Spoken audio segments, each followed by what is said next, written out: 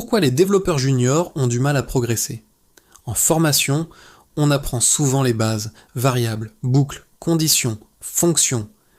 Mais passer de petits exercices scolaires, affiche la table de multiplication, à de vrais projets concrets est un énorme saut.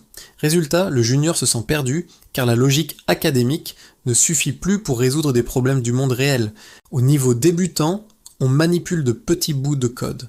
Au niveau intermédiaire, il faut comprendre l'architecture, la structuration des projets, la gestion des dépendances, parfois même des notions de performance ou de sécurité. Ce changement d'échelle est brutal.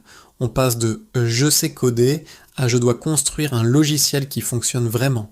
Un junior passe énormément de temps sur des bugs ou des erreurs de compilation. Au lieu de les voir comme des apprentissages normaux, il les vit comme des échecs.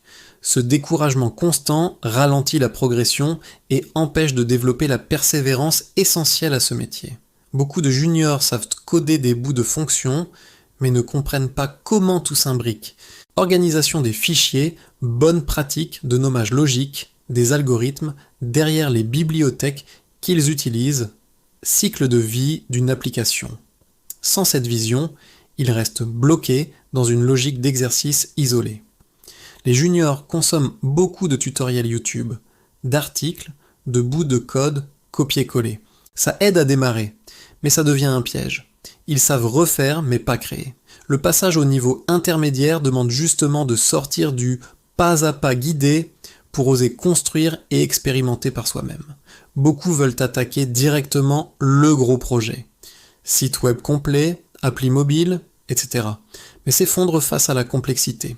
Or, pour devenir intermédiaire, il faut des mini-projets progressifs, une to-do list, un petit jeu, un gestionnaire de notes.